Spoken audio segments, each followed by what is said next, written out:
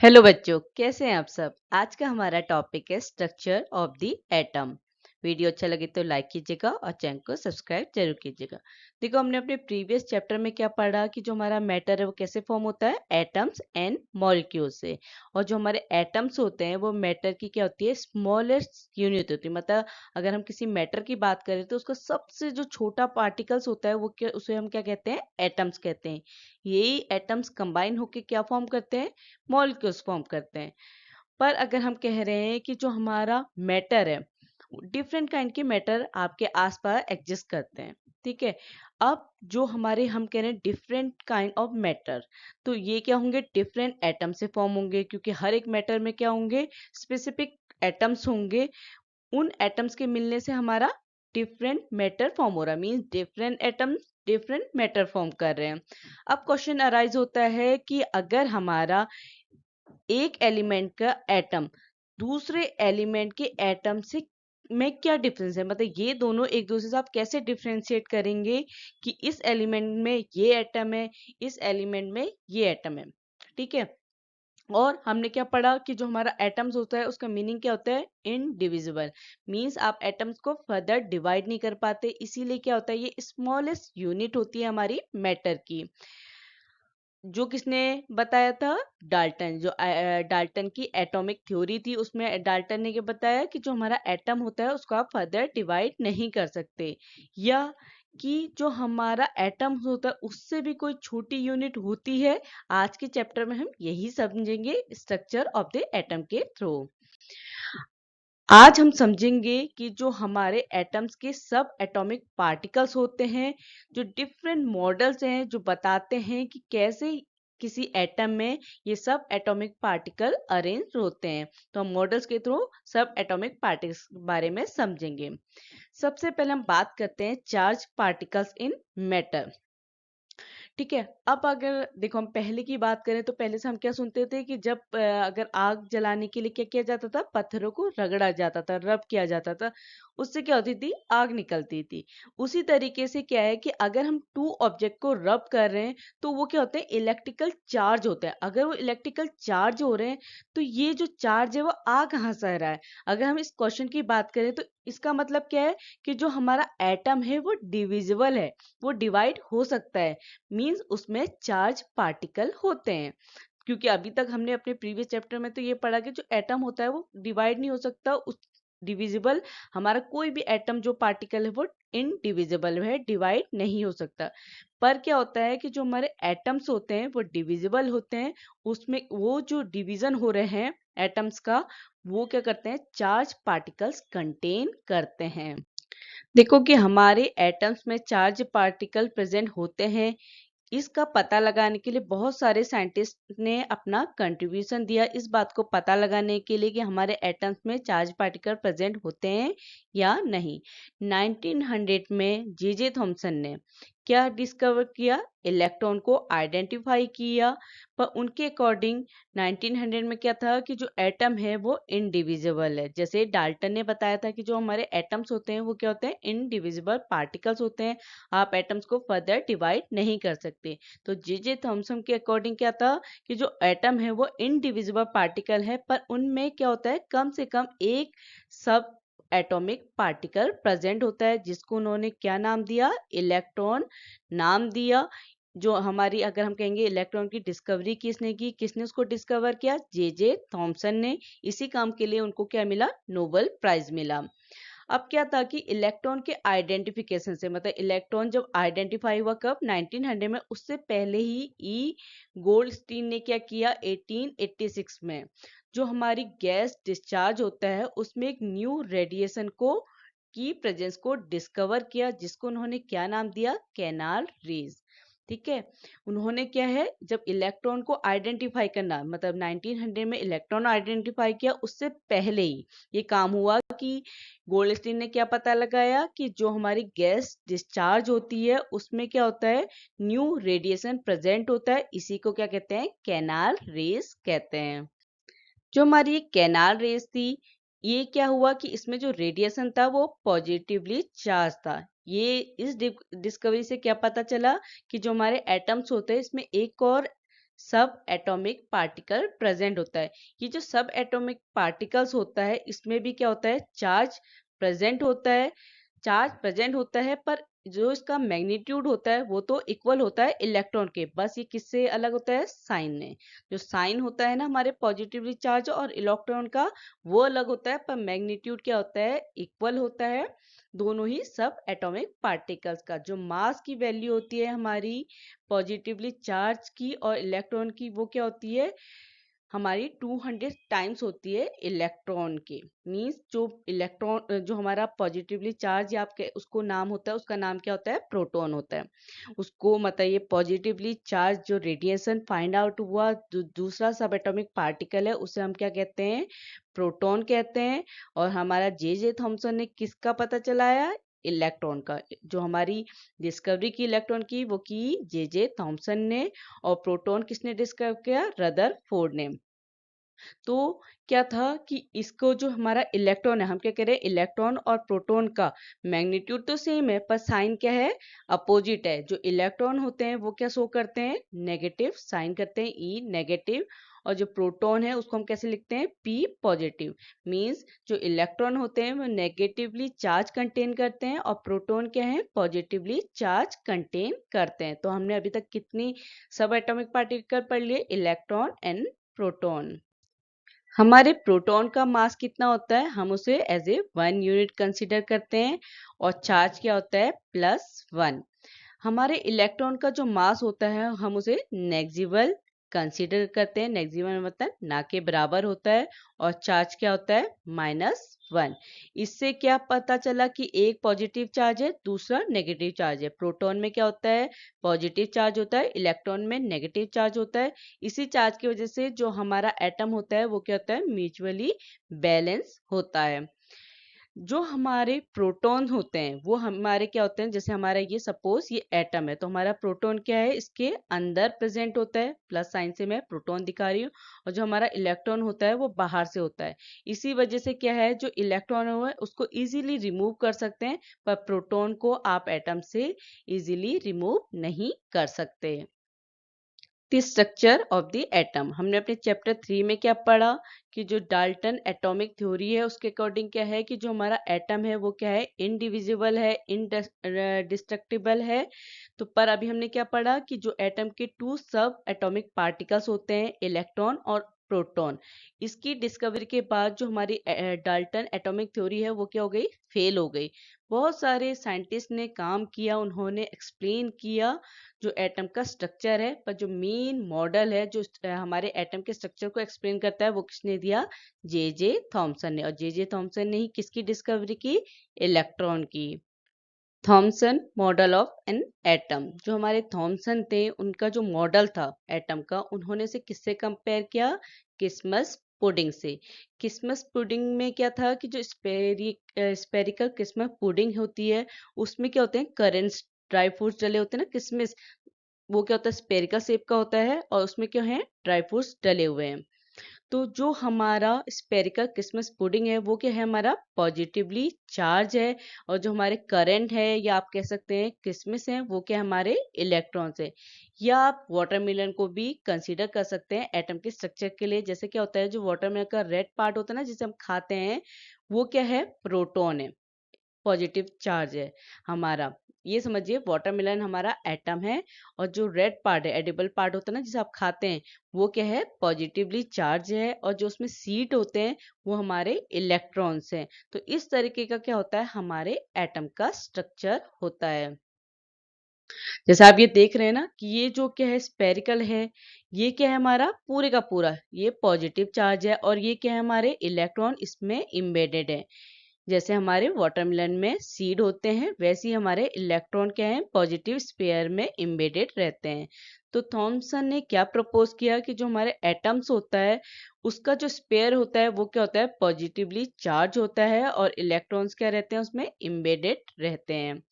हमारे एटम्स में जो ये नेगेटिव और पॉजिटिव चार्ज है ये क्या होता है, इक्वल इन मैग्नीट्यूड। मतलब ये क्या होता है, इनका जो मैग्नीट्यूड होता है वो इक्वल होने की वजह से ही हमारा एटम क्या होता है, इलेक्ट्रिकल न्यूट्रल होता है। ठीक है, इसमें चार्ज होता है, हम ये नहीं कह रहे हैं कि हमारे एटम्स में चार्ज चार्ज प्रेजेंट नहीं होता है, पर इलेक्ट्रॉन और प्रोटॉन दोनों के प्रेजेंस की वजह से जो हमारा एटम है वो क्या होता है, इलेक्ट्रिकली न्यूट्रल होता है।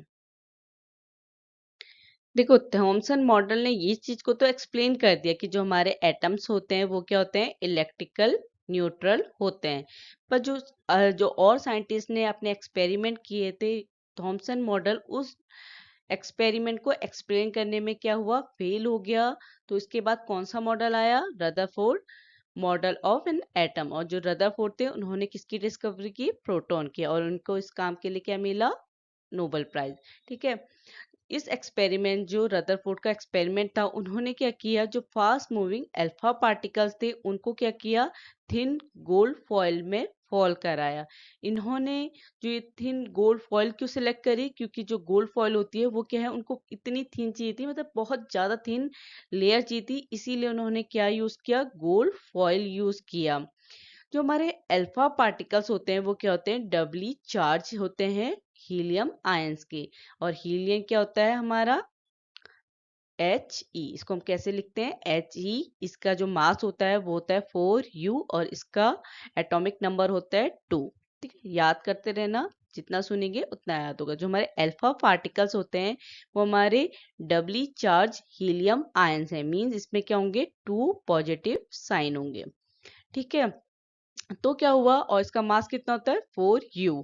तो इसका हैवी मास होने की वजह से क्या है, जो फास्ट मूविंग अल्फा पार्टिकल है इनमें क्या होती है, लार्ज अमाउंट में एनर्जी होती है। इस एक्सपेरिमेंट में रदरफोर्ड ने ये तो एक्सपेक्टेड किया था कि जो गोल्ड एटम में सब एटॉमिक पार्टिकल प्रेजेंट होने की वजह से जो अल्फा पार्टिकल है वो क्या होंगे, डिफ्लेक्ट होंगे। पर जो, क्योंकि हमारे जो अल्फा पार्टिकल्स हैं वो क्या हैं, बहुत ज्यादा हैवियर हैं प्रोटॉन के कंपैरिजन, क्योंकि प्रोटॉन का जो मास हम क्या कंसीडर करते हैं, 1 यूनिट, और हमारे अल्फा पार्टिकल का मास कितना है, 4 यूनिट। तो इससे क्या है कि उनका मानना था कि गोल्ड एटम में जो सब एटॉमिक पार्टिकल प्रेजेंट है, इलेक्ट्रॉन प्रोटॉन, उसके वजह से अल्फा पार्टिकल क्या होंगे, डिफ्लेक्ट होंगे। पर जो रिजल्ट था वो अनएक्सपेक्टेड था। तो क्या ऑब्जर्वेशन थे इस रिजल्ट के, कि जब क्या होता है कि fast moving alpha particle gold foil में फॉल कराए जाते हैं तो वो क्या करते हैं, स्ट्रेट लाइन में पास हो जाते हैं। सेकेंड ऑब्जर्वेशन था कि कुछ अल्फा पार्टिकल्स क्या हैं, वो फॉइल पे स्मॉल एंगल से डिफ्लेक्टेड हो जाएंगे। तीसरा क्या था कि उन्होंने देखा कि जो 12,000 पार्टिकल्स हैं उनमें से एक पार्टिकल क्या हो जा रहा है, रीबाउंड हो जा रहा है। क्योंकि क्या है कि इतने सारे पार्टिकल हमारे गोल्ड एटम में प्रेजेंट है, इतने सारे हमारे, क्योंकि जो थिन लेयर है उसकी बात कर रहे हैं, तो उसमें क्या है कि जो 12,000 पार्टिकल्स हैं उनमें से एक पार्टिकल क्या हो जा रहा है, रीबाउंड हो जा रहा है। जैसे इसमें आप देख रहे हैं ना पिक्चर में, कि कुछ क्या हुए, बिल्कुल स्ट्रेट पास हो गए, जब क्या हुए, अल्फा पार्टिकल्स को हमने गोल्ड, सॉरी, रदरफोर्ड ने गोल्ड एटम में क्या करा, फॉल कराया। तो ये कहते हैं बहुत ज्यादा फास्ट थे, इनका मास क्या था, बहुत ज्यादा था। तो जब गोल्ड एटम में क्या हुए, फॉल हुए, तो हमारे ज्यादातर पार्टिकल्स क्या हैं, सीधे स्ट्रेट लाइन में हो गए, आगे को बढ़ गए। अब कुछ क्या हुए, स्मॉल एंगल से वो क्या हो गए, डिफ्लेक्ट हो गए। पर कुछ पार्टिकल्स में क्या हुआ, बहुत ज्यादा डिफ्लेक्शन देखने को मिला। यही क्या था, रदरफोर्ड का एक्सपेरिमेंट। इसके लिए अगर क्या करें कि बच्चे क्या करें, अगर वो एक दीवार के सहारे खड़े हों और अपनी आंखों को बंद कर लें। अब क्या है कि वो दीवार पे अगर स्टोन फेंकेंगे कुछ डिस्टेंस पे तो क्या होगा, उनको एक साउंड सुनाई देगा। क्योंकि जैसे स्टोन क्या है, वॉल पे स्ट्राइक कर रहा है, तो आपको एक साउंड सुनाई देगा। अगर आप इसको रिपीट करेंगे तो आपको 10 टाइम वो साउंड आपको सुनाई देगा। ठीक है। पर अगर किसी ब्लाइंड फोल्डेड, मतलब बच्चे ने आंखें बंद की है, वो क्या कर रहा है, स्टोन थ्रो कर रहा है, पर किस में कर रहा है, वायर फेंस में। वायर जो हम वो होती है ना, जिसमें ये समझ लीजिए जो आपकी विंडो में लगी होती है, इस तरीके की फेंस होती है। अगर आप उस पे स्टोन फेंकेंगे तो क्या हो जाएगा कि आपको साउंड सुनाई नहीं देगा। क्यों? क्योंकि हमारे फेंस में क्या होता है, गैप होता है। इसके वजह से क्या है, कुछ स्टोन्स क्या हो जाएंगे, सीधे पास हो जाएंगे, तो आपको साउंड नहीं सुनाई देगा। तो इसी रीजनिंग में, कि अगर आप स्टोन को फेंस में फेंक रहे हैं, इसी रीजनिंग में रदरफोर्ड ने क्या कंक्लूड किया अल्फा पार्टिकल एक्सपेरिमेंट के थ्रू।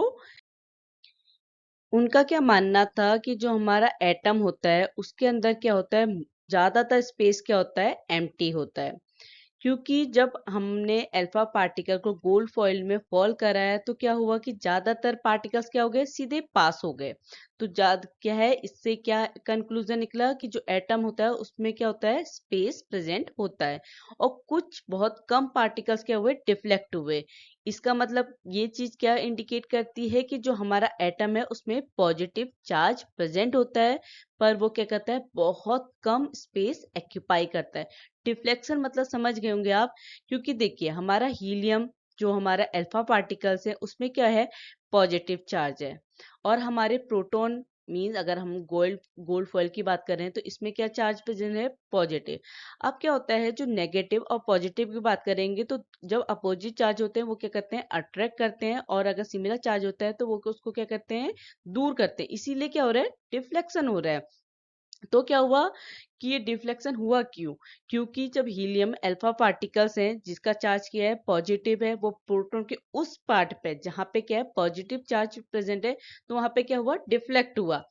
इसीलिए उन्होंने कंक्लूजन लगाया कि जहां पे तो क्या है, एटम में स्पेस होगा वहां पे से तो अल्फा पार्टिकल सीधे पास हो गए, पर जहां पे क्या होगा, पॉजिटिव चार्ज प्रेजेंट होगा, वहां पे क्या हुआ कि जो हमारे अल्फा पार्टिकल है वो क्या हो गए, डिफ्लेक्ट हो गए। और बहुत कम, वेरी स्मॉल फ्रैक्शन में क्या हुआ, जो हमारे अल्फा पार्टिकल हैं वो क्या कर रहे हैं, डिफ्लेक्ट हो रहे हैं, जो क्या इंडिकेट करता है कि जो हमारा पॉजिटिव चार्ज है और गोल्ड का जो मास है वो क्या है, बहुत कम वॉल्यूम में एटम के अंदर होता है। मींस एटम का, सपोज ये हमारा एटम है, तो यहाँ पे क्या है, जो हमारा गोल्ड एटम है उसका जो मास होगा, यहाँ पे जो मास होगा, और जो क्या है, प्रोटॉन होगा, वो दोनों क्या है, बहुत कम स्पेस ले रहे हैं। इस कम स्पेस लेने की वजह से ही क्या है कि हमारे जो गोल्ड फॉइल है उसमें बहुत कम डिफ्लेक्शन, जो बहुत कम एंगल का जो डिफ्लेक्शन हो रहा है इसी वजह से दिख रहा है, क्योंकि वो बहुत कम स्पेस एक्यूपाई कर रहे हैं एटम के अंदर। डाटा के अकॉर्डिंग उन्होंने क्या कैलकुलेट किया कि जो हमारा एटम का रेडियस होता है और जो हमारे न्यूक्लियस का रेडियस होता है वो कितना होता है, 100 टाइम लेस होता है। मतलब हमारे जो न्यूक्लियस का रेडियस है वो एटम के रेडियस से 100 टाइम्स क्या है, कम है।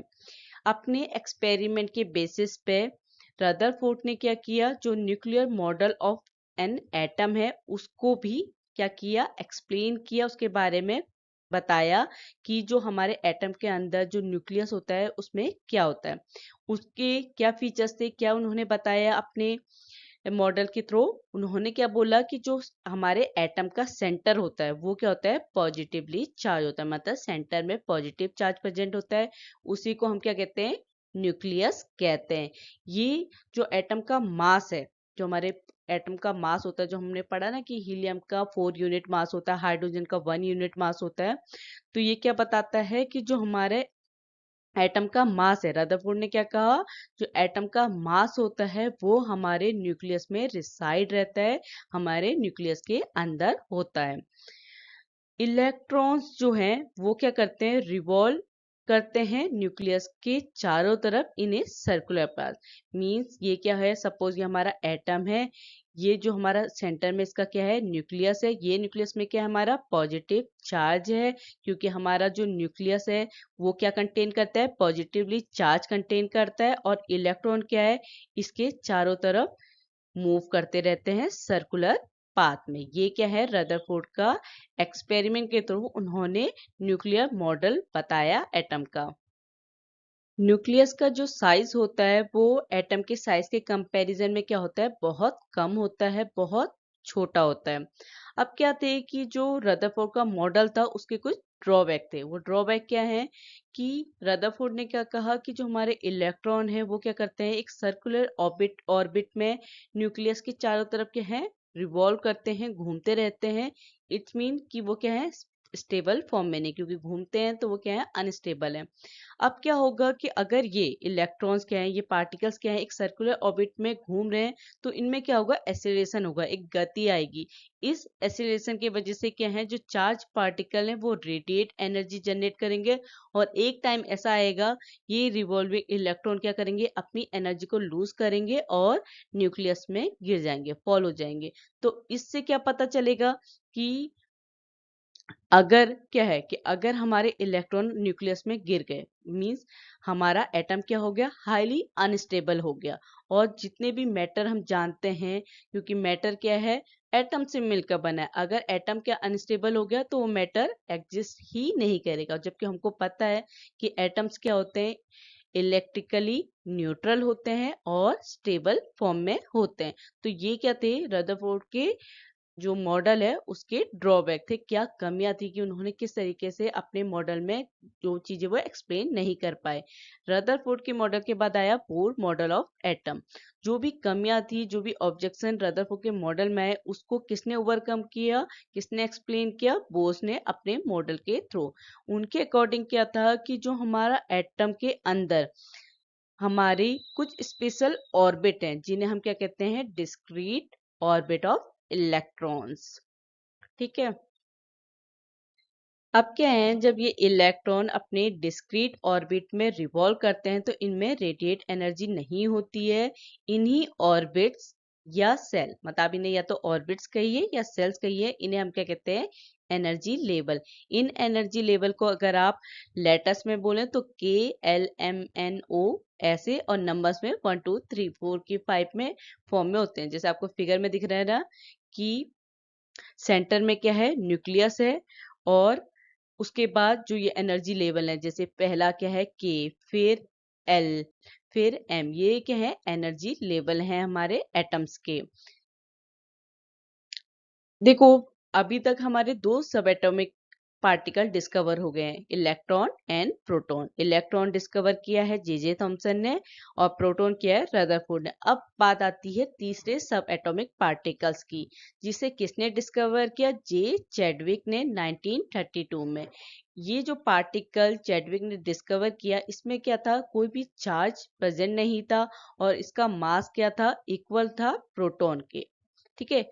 जो हमारा इलेक्ट्रॉन है उसमें नेगेटिव चार्ज है, प्रोटॉन में हमारा पॉजिटिव चार्ज है, और जो थर्ड सब एटॉमिक पार्टिकल डिस्कवर हो उसमें कोई भी चार्ज प्रेजेंट नहीं है। इस पार्टिकल्स को क्या नाम दिया, न्यूट्रॉन। ठीक है। जो हमारा न्यूट्रॉन है वो कहाँ पे प्रेजेंट होता है, न्यूक्लियस में। ये सभी एटम्स में आपको न्यूट्रॉन मिल जाएगा एक्सेप्ट हाइड्रोजन। हाइड्रोजन को छोड़ के सभी एटम्स में न्यूट्रॉन प्रेजेंट होता है, और वो कहाँ पे प्रेजेंट होता है, न्यूक्लियस में। और आपका प्रोटॉन भी कहाँ होता है, न्यूक्लियस में। ठीक है।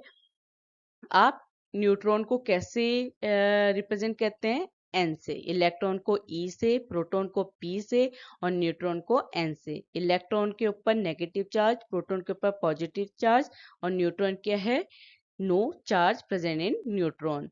हमारा जो किसी भी एटम का जो मास होता है, ठीक है, अगर आप हम कह रहे हैं ना कि हीलियम का मास 4 यूनिट है, आप इसे कैसे कैलकुलेट करेंगे, जो हमारे किसी भी एटम का मास होता है वो किसके इक्वल होता है, sum of the masses of proton and neutron present in the nucleus. Nucleus में जो प्रोटॉन और न्यूट्रॉन है उसके मास का सम को ही हम क्या कहते हैं, जो हमारे किसी भी एटम का मास होता है।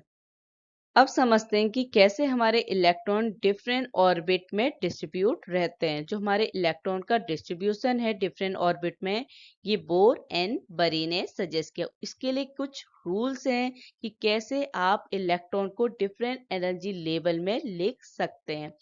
फर्स्ट रूल क्या है कि जो मैक्सिमम नंबर है हमारे इलेक्ट्रॉन्स का अपने सेल्स में, वो किस फॉर्मूले से कैलकुलेट किया जाता है, 2n², जहाँ पे n क्या होता है, हमारा ऑर्बिट नंबर या एनर्जी लेवल, दोनों ही एक ही चीज है।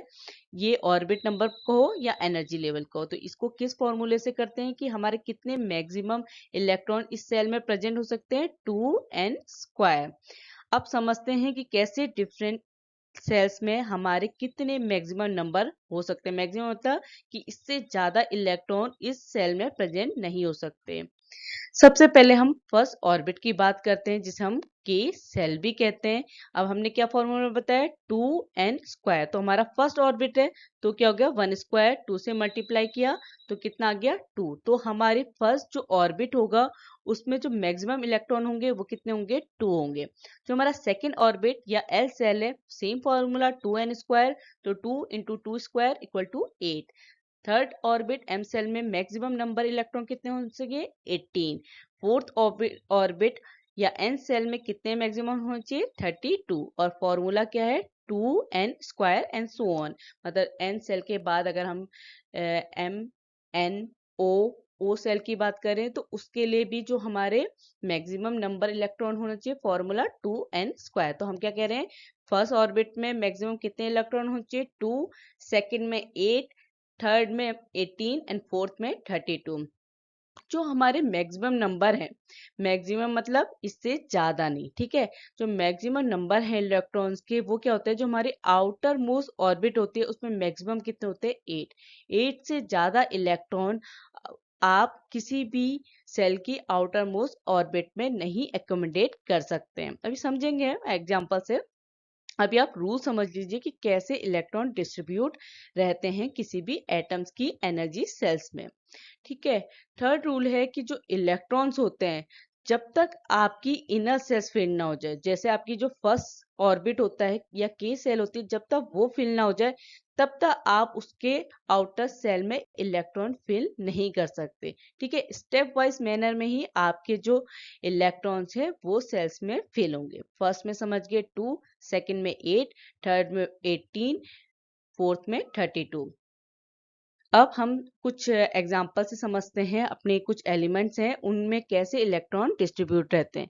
जैसे हमारा जो पीरियोडिक टेबल होती है उसका फर्स्ट एलिमेंट क्या है, हमारा हाइड्रोजन, जिसका एटॉमिक नंबर क्या होता है, 1। इसमें कितने इलेक्ट्रॉन, इसकी ये क्या है, फर्स्ट ऑर्बिट है तो इसका क्या है, 1 है इसके पास, तो इसके पास सिर्फ एक इलेक्ट्रॉन इसका डिस्ट्रीब्यूट है। अभी हम क्या कह रहे हैं, फर्स्ट में हमारे कितने होने चाहिए, मैक्सिमम 2। अब बात करते हैं हीलियम की। जो हमारा हीलियम होता है उसका एटॉमिक नंबर होता है 2, तो उसके पास कितने मैक्सिमम इलेक्ट्रॉन है, 2। तो इसकी फर्स्ट ऑर्बिट में कितने आगे, 2। हीलियम के बाद आता है लिथियम। लिथियम के पास कितना है, 3 इलेक्ट्रॉन है। तो ये जो सेंटर में दिख रहा है ये न्यूक्लियस है, इसे कंफ्यूज मत करना, इसे काउंट मत करना, ठीक है। हम ये किसकी बात कर रहे हैं, ये एनर्जी सेल ऑर्बिट के। तो मैक्सिमम कितने हैं, 3। अब हमने क्या पढ़ा कि जो हमारी फर्स्ट सेल है में उसमें मैक्सिमम इलेक्ट्रॉन कितने हो सकते हैं, 2। अब 2 के बाद आप 3 क्या करेंगे, नेक्स्ट एनर्जी लेवल में जंप कर जाएगा। तो लिथियम में क्या है, 3 है, तो 2 क्या हुए इसके फर्स्ट ऑर्बिट में, तीसरा कहाँ चल गया, उसके सेकेंड ऑर्बिट में चले गया इलेक्ट्रॉन। इसके बाद आता है बेरियम। बेरियम में कितने होते हैं, 4, 2, 2, ठीक है। वैसे ही बोरोन 5 है। तो अभी हम क्या कह रहे हैं कि हमारे फर्स्ट में 2 होते हैं और सेकंड में कितने होते हैं, 8। तो इसीलिए हमारे barium, carbon, nitrogen, oxygen, fluorine, neon तक आपको क्या दिख रहे हैं, आपके सिर्फ 2 ऑर्बिट दिख रहे हैं। क्योंकि हम क्या कहते हैं कि हमारी जो सेकंड ऑर्बिट होते हैं उसमें मैक्सिमम कितने इलेक्ट्रॉन एकोमोडेट रह सकते हैं, 8। फर्स्ट में 2 और जो सेकंड सेल होती है उसमें 8, ठीक है। अगर आप ऐसे इन्हें बनाएंगे करेंगे तो आप समझ जाएंगे कि बोरोन का हमारा क्या होता है, 5 होता है, तो 2 और 3 5। वैसे ही हमारे कार्बन का 6 होता है, 2 हमारे मैक्सिमम लिमिट है। ऐसी नियॉन तक हमारे क्या हुए, सिर्फ 2 ऑर्बिट में हमारे इलेक्ट्रॉन डिस्ट्रीब्यूट हुए। उसके बाद आता है हमारा सोडियम, जिसका हमारा एटॉमिक नंबर होता है 11 और उसके पास कितने इलेक्ट्रॉन हो गए, 11 इलेक्ट्रॉन है। अब क्या है कि हमने कहा कि फर्स्ट ऑर्बिट में कितने मैक्सिमम हो सकते हैं, 2। सेकेंड ऑर्बिट में 10 जो हमारे हो गए। अब क्या बचा, इसके पास एक और इलेक्ट्रॉन बचा, तो वो किस में जंप कर जाएगा, उसका थर्ड ऑर्बिट में, ठीक है। ऐसे हम magnesium, aluminium, silicon, phosphorus, sulphur, chlorine, argon तक करेंगे। तो ये थर्ड ऑर्बिट तक हमारे इलेक्ट्रॉन डिस्ट्रीब्यूट हुए। मैक्सिमम नंबर क्या है, 8। 8 के बाद क्या है, फिर से नेक्स्ट ऑर्बिट एनर्जी सेल में हमारा इलेक्ट्रॉन जंप कर जाएगा। प्रैक्टिस करना, समझ में आ जाएगा। अब समझते हैं वैलेंसी। अब क्या होता है कि जो हमारे किसी भी एटम की जो आउटर मोस्ट सेल होती है उसमें जितने भी इलेक्ट्रॉन प्रेजेंट होते हैं उन्हें हम क्या कहते हैं, वैलेंस इलेक्ट्रॉन कहते हैं। अब क्या है कि जो बोर-बरी की स्कीम है, उनका क्या कहना था कि किसी भी एटम की जो आउटर मोस्ट शेल होती है, उसमें मैक्सिमम कितने इलेक्ट्रॉन्स होते हैं, 8। 8 से ज्यादा इलेक्ट्रॉन आउटर मोस्ट शेल के लिए या किसी भी सेल में फर्स्ट को छोड़ के, ठीक है। तो आउटर मोस्ट सेल में कितने मैक्सिमम इलेक्ट्रॉन चाहिए, 8 होने चाहिए। तो क्या होता है कि जो अगर कोई एटम, किसी भी एलिमेंट का कोई एटम क्या है, वो कंप्लीटली फिल्ड है 8 इलेक्ट्रॉन से, तो वो क्या करता है, वो एलिमेंट बहुत कम केमिकल एक्टिविटी शो करता है। सब मतलब ये समझिए कि ये जो बैलेंस इलेक्ट्रॉन है, यही क्या कर रहा है, आपकी जो कंबाइन, क्योंकि वैलेंसी क्या होती है, कंबाइनिंग कैपेसिटी होती है, किसी से कंबाइन करने की, तभी तो आपके कंपाउंड फॉर्म होंगे, मॉलिक्यूल्स फॉर्म होंगे। तो अगर कोई एटम क्या है, उसका आउटर मोस्ट क्या है, कंप्लीटली फिल्ड है, तो किसके साथ शेयरिंग कर रहा है, किसी के साथ शेयरिंग नहीं कर पाएगा। तो इसी वजह से क्या होता है कि अगर किसी एलिमेंट के एटम का आउटर मोस्ट शेल क्या है, में 8 इलेक्ट्रॉन प्रेजेंट है या वो कंप्लीटली फिल्ड है, तो वो एलिमेंट क्या होता है, बहुत कम केमिकल एक्टिविटी शो करता है, या आप कह सकते हैं कि उसकी जो कंबाइनिंग कैपेसिटी होती है या वैलेंसी होती है, वो क्या होती है, 0 होती है। जो हमारी इनर्ट गैस होती है, ठीक है, इनर्ट गैस या इनर्ट एलिमेंट जैसे हमारे हीलियम, आर्गन, नियॉन, ये सब क्या है, हमारे इनर्ट एलिमेंट्स हैं। इनकी जो एक्टिविटी है, जो केमिकल एक्टिविटी है, वो बहुत कम है, क्योंकि जो इनकी आउटर मोस्ट सेल होती है, वो क्या होती है, कंप्लीटली फिल होती है। जो हमारा हीलियम है, जिसका एटॉमिक नंबर कितना होता है, 2 होता है, इसमें कितने इलेक्ट्रॉन प्रेजेंट होते हैं, 2। तो इसको छोड़ के, हीलियम को छोड़ के, बाकी जितने भी हमारी इनर्ट एलिमेंट हैं, उन सब की आउटर मोस्ट शेल में क्या होते हैं, 8 इलेक्ट्रॉन प्रेजेंट होते हैं। पर हीलियम भी हमारा क्या है, इनर्ट एलिमेंट, क्योंकि उसकी फर्स्ट ऑर्बिट में मैक्सिमम इलेक्ट्रॉन कितने हो सकते हैं, 2। 2 से ज्यादा एलिमेंट हो ही नहीं सकते। तो वो भी क्या है, उसकी जो आउटर मोस्ट शेल है, वो कंप्लीटली फिल्ड है, ठीक है। इससे कंफ्यूज मत करना कि ये कहा जा रहा है कि आउटर मोस्ट शेल में हमारे क्या होने चाहिए, मैक्सिमम इलेक्ट्रॉन 8। 2 भी क्या है, उसकी फर्स्ट ऑर्बिट में 2 से ज्यादा हो ही नहीं सकते, तो क्या है कि उसकी वैलेंसी भी क्या है, 0 है। तो हमारे जो एलिमेंट की आउटर मोस्ट क्या होती है, कंप्लीटली फिल्ड होती है, वो एलिमेंट्स क्या होते हैं, इनर्ट गैस होती है, या उनकी वैलेंसी क्या होती है, 0 होती है। देखो यहाँ पे कुछ एलिमेंट्स हैं, जैसे हमारी पीरियोडिक टेबल होती है ना, hydrogen, helium, lithium, barium, boron, carbon. तो इनकी क्या दिए हैं, सिंबल दिए हैं, इनके एटॉमिक नंबर दिए, नंबर ऑफ प्रोटॉन्स दिए, नंबर ऑफ न्यूट्रॉन दिए, नंबर ऑफ इलेक्ट्रॉन दिए, और इनके इलेक्ट्रॉन का डिस्ट्रीब्यूशन दिया है। सबसे पहले अगर हम बात करते हैं हमारे हाइड्रोजन की, तो हाइड्रोजन के कितने नंबर ऑफ इलेक्ट्रॉन इसमें प्रेजेंट होते हैं, 1। तो ऑब्वियस सी बात है, इसके फर्स्ट ऑर्बिट में कितने इलेक्ट्रॉन होंगे, फर्स्ट, और तो इसकी वैलेंसी कितनी हो जाएगी, 1, क्योंकि आउटर मोस्ट सेल में जितने भी इलेक्ट्रॉन प्रेजेंट होते हैं, जो क्या होते हैं, शेयरिंग करने के लिए, गेन करके या लूज करके अपने मॉलिक्यूल्स फॉर्म करते हैं, वही क्या होती है, वैलेंसी होती है, कंबाइनिंग कैपेसिटी। वो किसी के साथ कंबाइन होके जब कुछ मॉलिक्यूल्स फॉर्म करें, वही वैलेंसी होती है। तो हाइड्रोजन की वैलेंसी कितनी होती है, 1, क्योंकि उसके आउटर मोस्ट शेल में कितने इलेक्ट्रॉन प्रेजेंट होते हैं, 1। जो हमारे हीलियम है, उसके नंबर ऑफ इलेक्ट्रॉन कितने हैं, 2। तो उसकी फर्स्ट ऑर्बिट क्या है, कंप्लीट है, क्योंकि मैक्सिमम नंबर कितने होते हैं, 2n², तो कितने हैं मैक्सिमम नंबर, 2। तो इसीलिए इसकी वैलेंसी क्या होती है, 0। ठीक है। इसी तरीके से जैसे हमारे लिथियम है, उसके आउटरमोस्ट शेल में कितने हैं, 1। और अभी हमको क्या चाहिए, इसके 8 पूरे करने के लिए, तो ये 8 को लूज करके अपने क्या कर सकता है, अपना स्टेबल हो सकता है। ये अभी धीरे धीरे समझेंगे, सिंपली बता रही हूँ कि वैलेंसी क्या होती है, कंबाइनिंग कैपेसिटी। तो हमारी लिथियम की कितनी वैलेंसी है, 1। इसी तरीके से हम सोए, जो हमें 0 दिख रहा है ना, मींस इसकी जो आउटर मोस्ट शेल है, इसमें क्या है, कंप्लीटली फिल्ड है, 8। इससे ज्यादा तो इलेक्ट्रॉन हमारी सेकेंड ऑर्बिट में हो ही नहीं सकते, तो इसीलिए क्या है, ये इनर्ट गैस है हमारी नियॉन, और इसकी वैलेंसी क्या होती है, 0। इसी तरीके से आर्गन, आर्गन की वैलेंसी भी क्या होती है, 0 होती है, क्योंकि इसकी जो आउटरमोस्ट शेल है, वो क्या है, कंप्लीटली फिल्ड है। तो इस तरीके से वैलेंसी निकाली जाती है।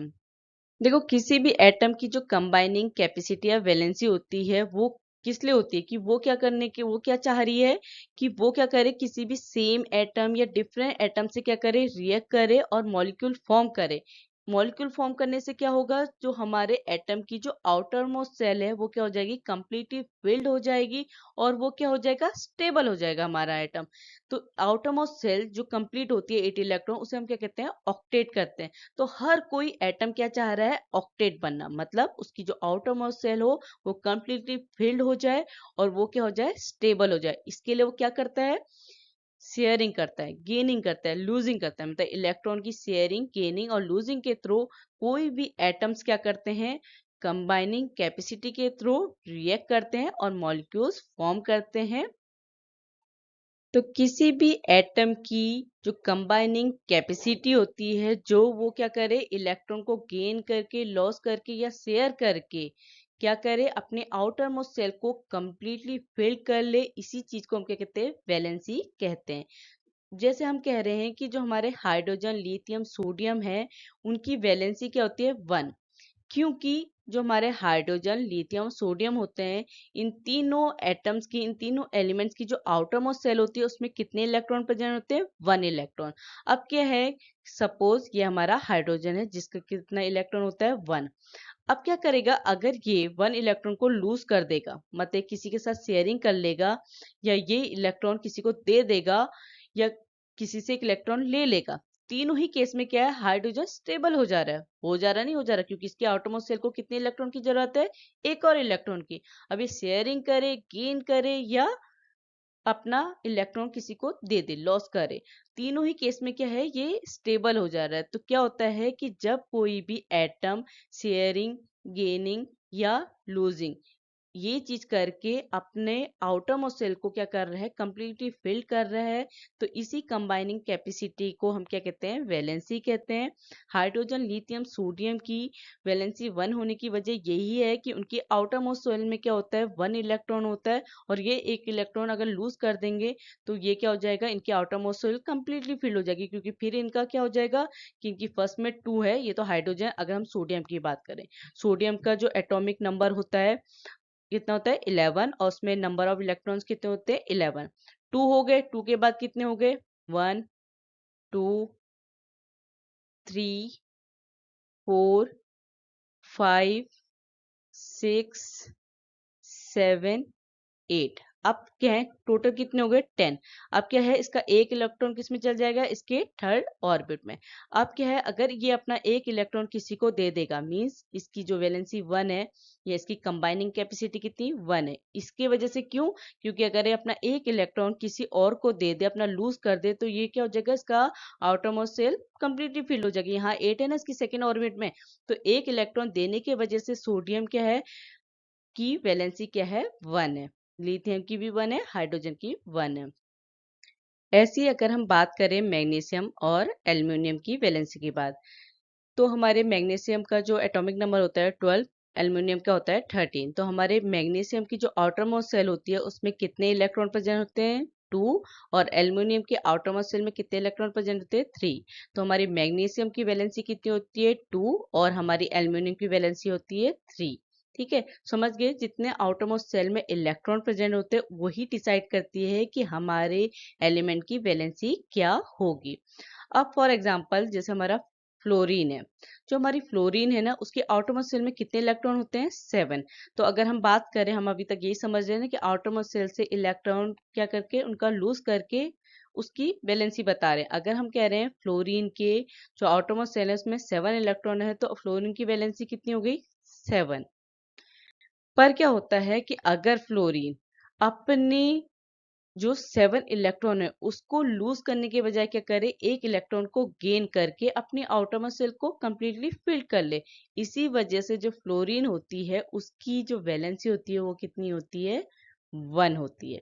ठीक है, ये नहीं होता कि, क्योंकि हम क्या कह रहे हैं, कंबाइनिंग कैपेसिटी कैसे, लूज करके, गेन करके, शेयर करके, इसीलिए फ्लोरीन क्या है, उसको 7 इलेक्ट्रॉन किसी को देने से बढ़िया है कि वो किसी से एक इलेक्ट्रॉन ले ले और अपनी आउटरमोस्ट सेल को क्या कर ले, कंप्लीटली फिल कर ले, उसे ऑक्टेट कर दे। तो यही क्या है, कंबाइनिंग कैपेसिटी ही क्या है, वैलेंसी है। अब बात करते हैं atomic number and mass number की। जो हमारा एटॉमिक नंबर होता है, सबसे पहले एटॉमिक नंबर की बात करते हैं। तो किसी भी एटम के न्यूक्लियस में क्या प्रेजेंट होता है, प्रोटॉन। हमारा न्यूट्रॉन और प्रोटॉन क्या होता है, हमारे एटम के न्यूक्लियस में प्रेजेंट होता है। जो हमारे एटम्स के नंबर ऑफ प्रोटॉन है वही क्या डिसाइड करते हैं, किसी भी एटम का एटॉमिक नंबर, जिसे हम डिनोट करते हैं जेड से। अगर आपसे पूछा जाए कि किसी भी जो एलिमेंट है उसके कितना एटॉमिक नंबर है, तो आप कैसे बताएंगे, जितने उसमें प्रोटॉन प्रेजेंट होंगे। किसी भी एलिमेंट का जो एटॉमिक नंबर है उसके प्रोटॉन डिसाइड करते हैं। सपोज हमारा जो जेड है उसका एटॉमिक नंबर क्या है, 1। क्यों? क्योंकि जो हमारा हाइड्रोजन एटम होता है ना, इसके पास सिर्फ एक प्रोटॉन होता है, इसी वजह से इसका एटॉमिक नंबर क्या है, 1।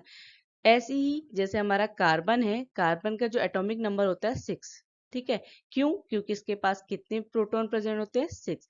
तो किसी भी जो हमारे एलिमेंट है उसका नंबर ऑफ प्रोटॉन डिसाइड करता है उस एलिमेंट के एटॉमिक नंबर्स को।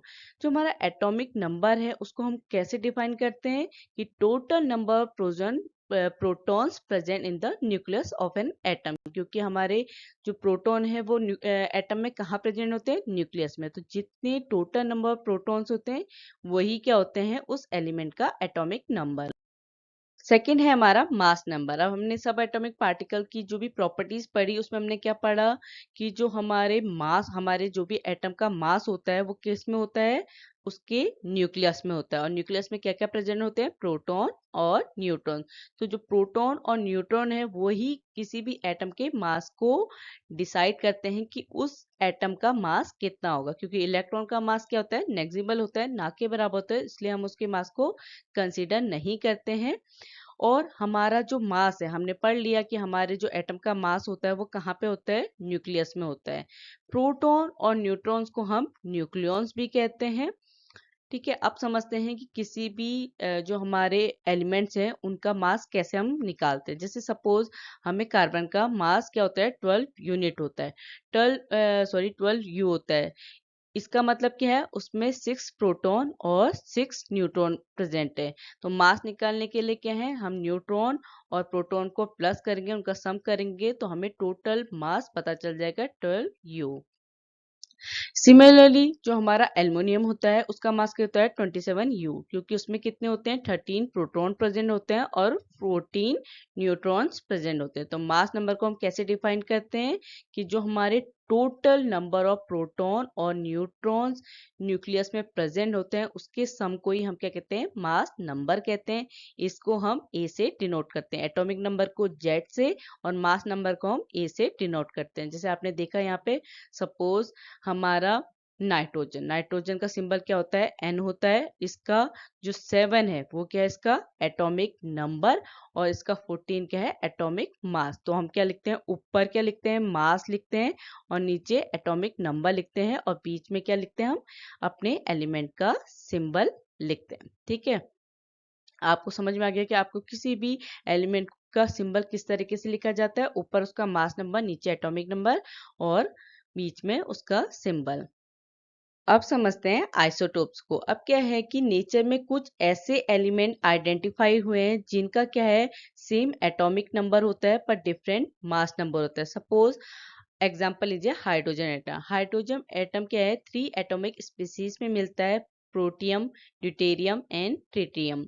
इसमें आप देख रहे होंगे कि जो इनका एटॉमिक नंबर है ना वो तो क्या है, सेम है, 1 1।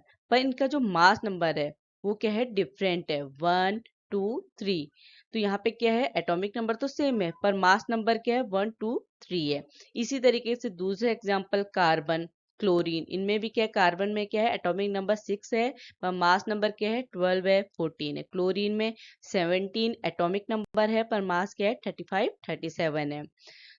तो क्या होता है कि इन एग्जाम्पल के बेसिस में आइसोटोप को हम कैसे डिफाइन करेंगे कि किसी भी एटम के जो सेम एलिमेंट के एटम्स हैं पर उनके एटॉमिक नंबर क्या होंगे, सेम होंगे पर डिफरेंट मास नंबर होंगे। किसी भी मतलब एलिमेंट्स क्या है, आइसोटोपिक हो सकते हैं, मतलब उनका सेम एटॉमिक नंबर हो सकता है पर उनका मास क्या होगा, डिफरेंट होगा। इन्हीं एलिमेंट्स को हम क्या कहते हैं, आइसोटोप कहते हैं। कुछ एलिमेंट्स ऐसे होते हैं जो आइसोटोप के मिक्सचर में मिलते हैं। ये आइसोटोप क्या है, नेचर में प्योर सब्सटेंस की फॉर्म में होते हैं, ठीक है, आर्टिफिशियली नहीं है। ये जो हमारे एलिमेंट्स हैं जो आइसोटोपिक हैं वो क्या है, प्योर सब्सटेंसेस हैं। इनकी जो केमिकल प्रॉपर्टीज होती है आइसोटोप की वो क्या होती है, सिमिलर होती है। मींस हमारी प्रोटियम और ड्यूटेरियम दोनों की केमिकल प्रॉपर्टीज तो सेम होगी पर फिजिकल प्रॉपर्टीज क्या होंगी, डिफरेंट होंगी।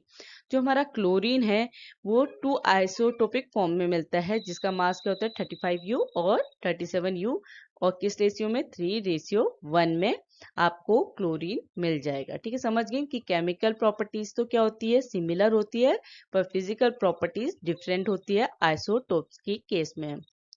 तो अगर हम कह रहे हैं कि जो हमारे आइसोटोप हैं वो क्या है, मिक्सचर की फॉर्म में मिलते हैं, तो यहाँ पे क्वेश्चन अराइज होता है कि हम अगर क्लोरीन एटम का मास लें तो किसका लें, हम 35 वाले का लें या 37 का लें। ठीक है, तो इसको हम कैसे फाइंड आउट करते हैं, अगर हम उस एटम के एवरेज एटॉमिक मास को कैलकुलेट करें। मींस क्लोरीन क्या है हमारा, मिक्सचर फॉर्म में मिलता है, इसके अगर हम एवरेज एटॉमिक मास को कैलकुलेट करें तो हमें इसका मास पता चल जाएगा। सपोज जो हमारा 35 है हमारा क्लोरीन आइसोटोपिक फॉर्म है, दूसरा क्या है 37 है जिसका मास कितना है 37, तो ये कितने परसेंटेज में मिलता है 75, और जो हमारा 37 वाला मिलता है वो 25% में मिलता है। अगर हमने इससे कैलकुलेट किया तो हमारा एवरेज मास कितना है 35.5U। इसीलिए आप जब क्लोरीन का मास लेते हैं ना, एटॉमिक मास, तो वो 35.5U इसीलिए लेते हैं क्योंकि जो हमारा क्लोरीन है वो आइसोटोप फॉर्म में मिलता है, वो भी मिक्सचर की फॉर्म में। तो कोई भी नेचुरल एलिमेंट का अगर आपको उसके एटम का मास निकालना है तो उसके एवरेज मास को ही आप लेंगे। एवरेज मास मीन्स अगर कोई एलिमेंट क्या है, मिक्सर की फॉर्म में प्रेजेंट है, फॉर एग्जांपल क्लोरीन, तो जब आप इसका मास लेंगे तो इसके एवरेज मास को यूज करेंगे, ना कि 35 का या 37 का, अलग नहीं। इनका जो एवरेज मास है उसको आप क्लोरीन का मास कंसिडर करेंगे।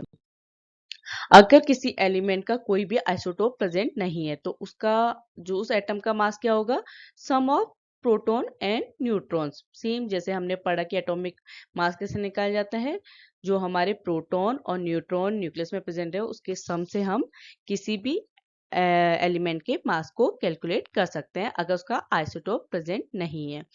पर अगर कोई भी एलिमेंट आइसोटोपिक फॉर्म में है तो हमें उसकी परसेंटेज पता होनी चाहिए कि वो किस परसेंटेज में नेचर में मिलता है, उससे हम उसके एवरेज मास को कैलकुलेट कर सकते हैं। इसका मतलब क्या है कि आप अगर क्लोरीन का मास लिखेंगे, मतलब आपको कहीं पे भी क्लोरीन का मास पूछा जाए तो उसका जो क्लोरीन का मास है वो दोनों आइसोटोप का एवरेज मास है, 35 और 37 दोनों क्लोरीन का, क्योंकि ये है आइसोटोपिक मिक्सचर फॉर्म में, इसीलिए हमारे क्लोरीन का मास होता है 35.5U। अब समझते हैं कि आइसोटोप की एप्लीकेशन क्या होती है, कि इनके क्या है, कि क्या यूजेस है। हमारे जो कुछ आइसोटोप है उनकी क्या होती है, स्पेशल प्रॉपर्टीज होती है जिसकी वजह से हम उनको वेरियस फील्ड में यूज करते हैं। जैसे हमारा यूरेनियम के आइसोटोप, जो यूरेनियम का आइसोटोप है उसको हम एज ए फ्यूल यूज करते हैं न्यूक्लियर रिएक्टर्स में। दूसरा हमारा जो आइसोटोप है कोबाल्ट का, कोबाल्ट कैंसर के ट्रीटमेंट के लिए यूज किया जाता है। आयोडीन के आइसोटोप को गोइटर के ट्रीटमेंट के लिए यूज किया जाता है। ठीक है, तो ये आइसोटोप के क्या है, केमिकल प्रॉपर्टीज सेम है पर फिजिकल प्रॉपर्टीज डिफरेंट है, पर ये क्या होते हैं, हमारे वेरियस फील्ड में यूजफुल होते हैं जहाँ पे हम इनका यूज करके बहुत सारी प्रॉब्लम को सॉल्व करते हैं।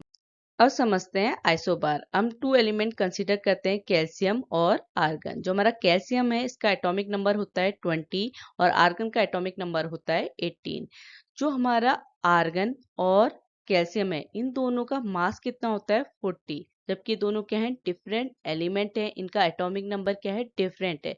तो जिन एटम्स क्या होते हैं, डिफरेंट एलिमेंट्स के एटम जिनका डिफरेंट एटॉमिक नंबर्स होता है पर क्या होता है, सेम मास होता है, उनको हम क्या कहते हैं, आइसोबार। आइसोटोप क्या है, जिनका एटॉमिक नंबर सेम होता है पर डिफरेंट मास होता है, उनको हम आइसोटोप्स कहते हैं। आइसोबार क्या होते हैं, जिनके एटॉमिक नंबर्स डिफरेंट होते हैं पर सेम एटॉमिक मास होता है उसे हम आइसोबार कहते हैं। अगर वीडियो अच्छा लगे तो लाइक कीजिएगा और चैनल को सब्सक्राइब जरूर कीजिएगा। Thank you.